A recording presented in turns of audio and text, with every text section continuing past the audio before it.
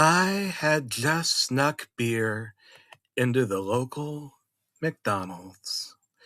The manager kicked me out and told me to drink bleach instead. But I told him that I only eat and drink McDonald's, and that was not on the menu. After pelting me with K-pop Demon Hunter's adult Happy Meal toys, I left the vicinity by my own free will and perused the parking lot for clues as to how my life went so tragically wrong. There was a VHS tape on the ground. The Wacky Adventures of Ronald McDonald Lost episode. Oh no. I wasn't falling for that one again. It's probably written by a guy who breaks into your home, steals your several copies of Kirby's Dream Land, hacks into all of your computers, and holds you hostage because you have a strange but harmless fetish. I stomped on the VHS tape repeatedly with my bright red clown shoes. Just give me something to break. How about a frickin' VHS tape? I hopped into Ronald McDonald's Wienermobile, gave myself a comb over, and thought about my favorite person in ways that she didn't need to know, before crashing directly into the Golden Arches, shattering several ribs and coughing up blood highly resemblant of delicious McDonald's signature ketchup packets. I attempted to do a Michael Jackson zombie dance, but fell over coughing and wheezing while waiting for the paramedics to arrive. I don't think he'll make it, inquired the doctor, hands covered in flaming hot Cheeto dust and not wearing any gloves despite having just removed my pancreas and replaced it with a Crash Bandicoot Wumpa fruit, I guess. He has been living with AIDS for the past 25 years, and he never even knew. I informed the doctor that I was awake and that I knew every last word he was saying, that every Lost episode villain I'd ever encountered in my 13 plus years of narrating was crowded around the operating table and asked me what I thought about various movie plots in which I die. My favorite internet ranter's a pretty groovy guy, and by God, I can't go 10 seconds without thinking of my favorite person again, and I sure hope she isn't listening. I've gone frickin' insane, I announced, assembling the hospital sheets into a vine and swinging around the room naked. The doctor shot me with a tranquilizer dart and it hit me directly in the penis. And by that, I mean in the shaft. It went right through the opening. I thought being uncircumcised would save me, but no. This hurt worse than getting kicked in the chest by a horse after I attempted milking it like a cow. You're an LOL cow, Bob Saget exclaimed, pouring salty movie theater butter popcorn all over my halfway severed man appendage while I broke into convulsions on the floor. We're only doing this because we love you, Charles, George Jetson proudly proclaimed, while petting every last California raisin that ever existed and ever will on their beautifully wrinkled foreheads. His pants were unzipped, and his nutsack dangled like a 576-pound elephant in the room while he chugged an ice-cold Mr. Pibb Extra. I went to the bathroom and noticed my hospital roommate purposely attempted to clog the toilet with a DVD. Or was it a PlayStation 2 video game console game? Ah, crap. Literally. Oh, shit. Grand Theft Auto plus McDonald's. How did he know that one of my less repulsive instincts was to order from McDonald's 5 times a day on my hopelessly hijacked mobile phone device? You really should think about how you come off when you go to McDonald's alone. Steve Urkel suggested. Shut the fuck up, Steve, I proclaimed, giving everyone's favorite late 80s and early 90s sitcom star nerd a wedgie and placing him up by the curtains where it had just been swinging as a pocket protector, glasses, and suspenders wearing chandelier.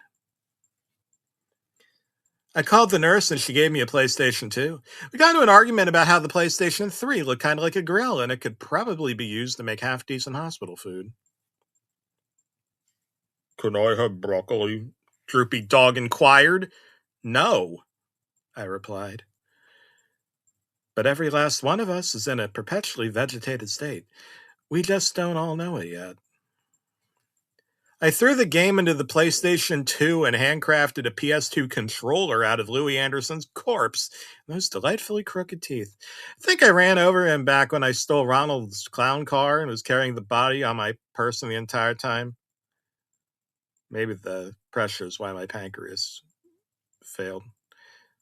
Maybe for someone like me, simply masking and trying to get through the day is too much pressure.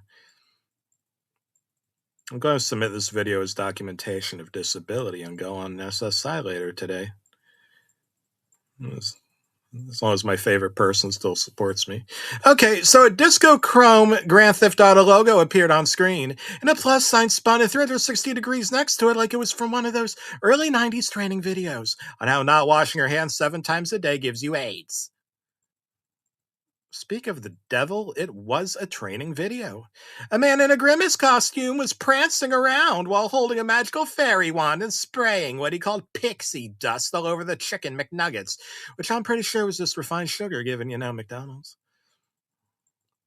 Just then, the motherfucking crock-sucking hamburglar ran right into the kitchen and shot Grimace right in the face with an airsoft 177 BB gun.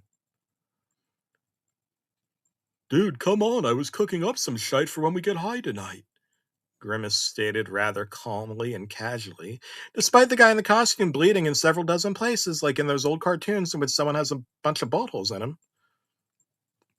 So we put the McNuggets on the grill, Birdie proclaimed. It's kind of weird given she's, a bird. But some birds do eat other birds. Disgusting pieces of shite.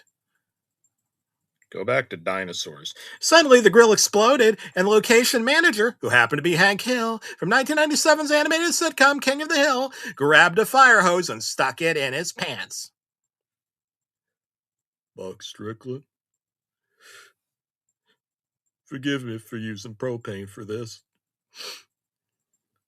Colorless, odorless liquid seeped out of Hank Hill's pants and trickled its way to the grill flames, highly flammable, igniting a fireball that burnt down the entire McDonald's as Fred Flintstone smoked a fag-lemmy cigarette and tossed the burning end of it into the fire, which somehow caused an even larger explosion, and then the scene changed over to a Grand Theft Auto game. Grand Theft Auto, How I Met Your Mother.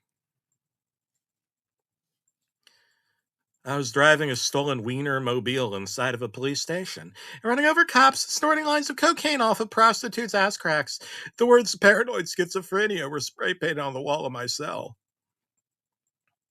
My character shot himself in the face, and strawberry Kool-Aid splurted out, and the cops scooped it up with their hands and slurped it like my furry friend Felix when he's out at the cat club.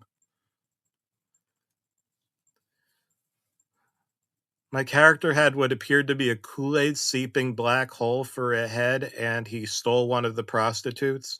And the words "Game Over" appeared on screen, followed by a picture of a skeleton in a top hat chewing on a Taco Bell taco and drinking a Mountain Dew, and he looked disheveled. I hung myself with my PlayStation 2 controller. And my doctor, Ronald McDonald, arrived on scene to pronounce me dead. He had my stolen laptops and phones in front of him and was mocking me for not having a filter. I picked up a scorching cigarette filter and flung it between his eyes, and he was dead. They let me out a few weeks later. I started going to McDonald's several times a day again, and every time a Grand Theft Auto Plus disc manifests itself in the parking lot, I stomp on it. I'm still severely fucked up in the head, and there's nothing I can do about it because, structural damage. But as long as my favorite person still supports me, I think I can live with it. As for you, if you ever go to McDonald's, you will probably die. If that's what you want, that's on you.